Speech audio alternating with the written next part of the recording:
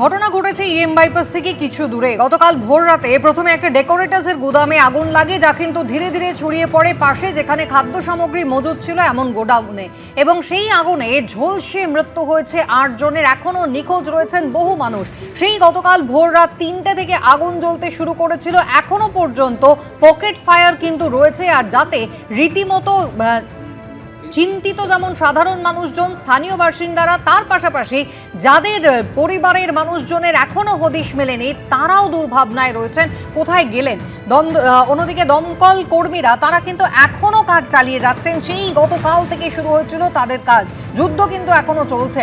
আমাদের দুই প্রতিনিধি গ্রাউন্ড জিরো থেকে সরাসরি হিন্দোল দে এবং ঝিলাম করঞ্জাই, প্রথমেই ঝিলামের কাছে চলে যাব। ঝিলাম, কিছুক্ষণ আগে পর্যন্ত আগুন যে একেবারে জ্বলছিল সেই ছবি তুমি আমাদের দেখিয়েছিলে, কিন্তু এখন তো রীতিমতো ধ্বংসস্তূপে পরিণত হয়েছে দুটো গোডাউন। এখান থেকে যারা নিখোঁজ রয়েছেন তাদের হদিশ কিভাবে পাওয়া যাবে, কিভাবে এখন দমকল কর্মীরা কাজ করছেন?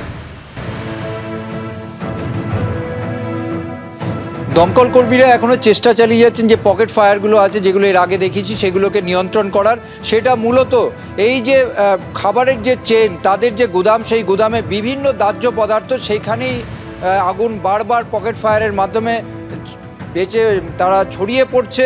তাদেরকে জল দিয়ে নেভানোর চেষ্টা করা হলেও ফের মাঝে মাঝে সেগুলো আবার জ্বলে উঠছে সেই জায়গাটা। তবে আমরা এই মুহূর্তে যেখানে আছি, যে ডেকোরেটার্সের গুদাম যেখানে আগুন লেগেছিল তার একাংশে, যে অংশে রয়েছে আমার সহকর্মী অভিজিৎ দত্ত দেখাচ্ছে, সেই অংশে আমরা আগুনের যে ধ্বংসলীলা, সেই ধ্বংসলীলার তার কবলে না এলেও, সেই অংশে আগুন না লাগলেও কি পরিস্থিতি হতে পারত দেখে নাও। এখানে সমস্ত সামগ্রী, যে ডেকোরেটার্সের দাহ্য পদার্থ, সব এখানে একদম মজুত করে রাখা আছে।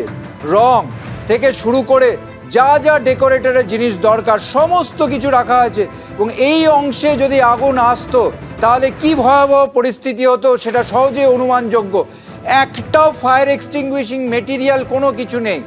এখানে দেখতে পাচ্ছ কি পরিস্থিতি, সব জায়গায় ঠাসা জিনিসপত্র, এবং প্রত্যেকটা জিনিসপত্র একদম দাহ্য পদার্থ, অতি দাহ্য পদার্থ।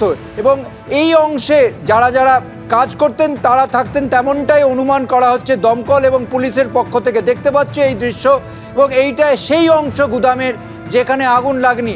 তবে কতজন ছিলেন এখানে তার কোনো অনুমান করা যাচ্ছে না, তার কারণ এখানে পুলিশ যাদের সঙ্গে কথা বলবে, এই গুদামের যারা মালিক বা যে এই দায়িত্বে ছিলেন, তাদের কোনো খোঁজ এখনও পাওয়া যায়নি। তবে আমার সহকর্মী অভিজিৎ দাস সেই দৃশ্যটা দেখাচ্ছে। দেখতে পাচ্ছ এখানে যে ইলেকট্রিক্যাল অ্যাপ্লায়েন্সেস আছে, তার আছে, সেখানে এখান থেকে আগুন লেগে থাকতে পারে কি, সে প্রশ্নের উত্তর মেলেনি এখনও। তবে সবচেয়ে বড় প্রশ্ন হচ্ছে যে কতজন ছিলেন। নিখোঁজের সংখ্যা কখনো 20 বলা হচ্ছে, কখনো 17 বলা হচ্ছে। তবে এই যে দেখতে পাচ্ছ গুদামের আরেক অংশ, সমস্ত এই যে সাজগোজ সামগ্রী, যে বিভিন্ন সেটের যেগুলো ব্যবহার হয় সেই সামগ্রী রয়েছে, এই অংশে সৌভাগ্যবশত আগুন লাগেনি, কিন্তু আগুন লাগতেই পারতো, কারণ তার সামনের অংশে অবধি আগুন লেগেছিল। দমকলের তৎপরতায় সেই আগুন নেভানো সম্ভব হয়। তবে আরেকটা প্রশ্নের কথা যেটা হচ্ছিল যে কারা কারা ছিলেন, কতজন ছিলেন এখানে। এই মুহূর্তে এখানে একটা রেজিস্টার দেখা যাচ্ছে, দেখতে পাচ্ছ এই রেজিস্টার এখানে ছিল, কি আছে সেটা দেখার চেষ্টা করছি। এই রেজিস্টারের মধ্যে এখানে ভিজে গিয়েছে, অনেকের নাম লেখা আছে, 1 থেকে 20 অবধি নাম।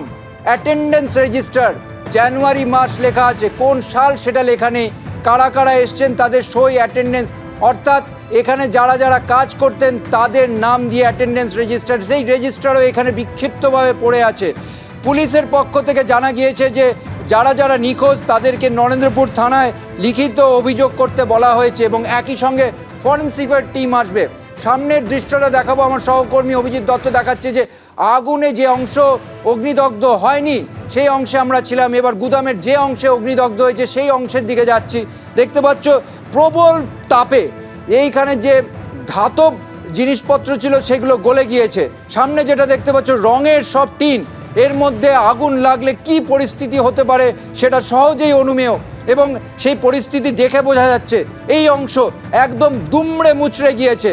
উত্তাপে যে ধাতব বস্তুগুলো ছিল, ধাতব যে শেড, সেগুলো বেঁকে গিয়েছে, এত গরম, এত উত্তাপ।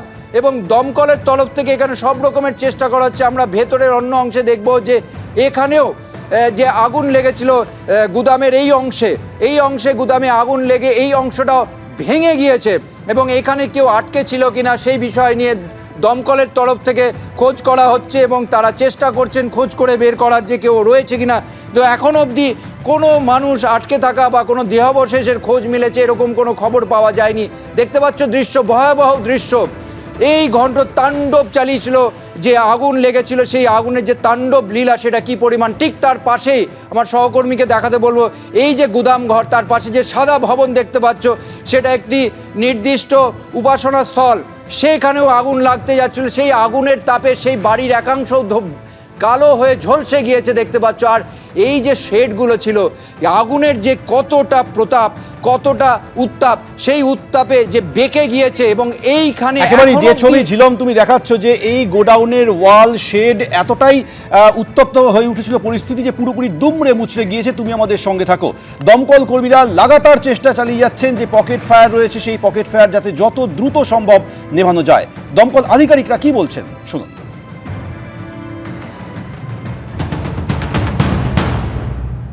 পকেট আছে অনেক জায়গাতে, ওইখানে আমরা জল দিই, নিভিয়ে দিই, আবার যখন একটু কিছুক্ষণ পরে আবার একটু যদি পকেট থেকে আবার একটু ফ্লেম তৈরি হয় আবার জল দিয়ে নিভিয়ে দিই। এই স্মুথনিং মেথড চলবে, কিছুক্ষণ চলবে, 2 ঘন্টা এরম চলবে। এই সাইডে পুরো কন্ট্রোল হয়ে গেছে ফায়ার। ওই সাইডে 1-2 জায়গা ওরকম ফায়ার পকেট আছে যেখানে জল দেওয়া হচ্ছে, বাট ফায়ার আর স্প্রেড করবে না, ফায়ার আর স্প্রেড করবে না। যে জায়গাটায় দাঁড়িয়েছে পুরো তো মানে আগুনে হুম, ঝলসে গেছে। এটা ফ্লেমের মেটেরিয়াল ছিল, কম্বাস্টেবল মেটেরিয়াল, ডেকোরেটিভ মেটেরিয়াল থাকে, ওরা চট করে সময় দেয় না, 2 সেকেন্ডে হয়। আপনারা তো এই ফায়ার এক্সটিংগুইশ করলেন সবকিছু, কিন্তু ঘুরতে ঘুরতে কোথাও কি ফায়ার এক্সটিংগুইশিং কোনো মেটেরিয়াল কোনো কিছু এখানে নজরে পড়েছে? ফায়ার এক্সটিংগুইশিং মেটেরিয়াল কিছু নজরে পড়ে না। ভিতরে আমি যাইনি, কিন্তু এই সাইডে কিছু নেই। এই জায়গাটার বলছি না, এই জায়গায় কোনো না কোনো কিছু নেই ফায়ার এক্সটিংগুইশিং মেটেরিয়াল। সেটা থাকলে কোনোটা সুবিধা কিছু হতো? দিস ডিফারেন্টলি হতো, যদি ফায়ার সেফটি মেজার্স এক্সিট থাকলে বেটার হতো।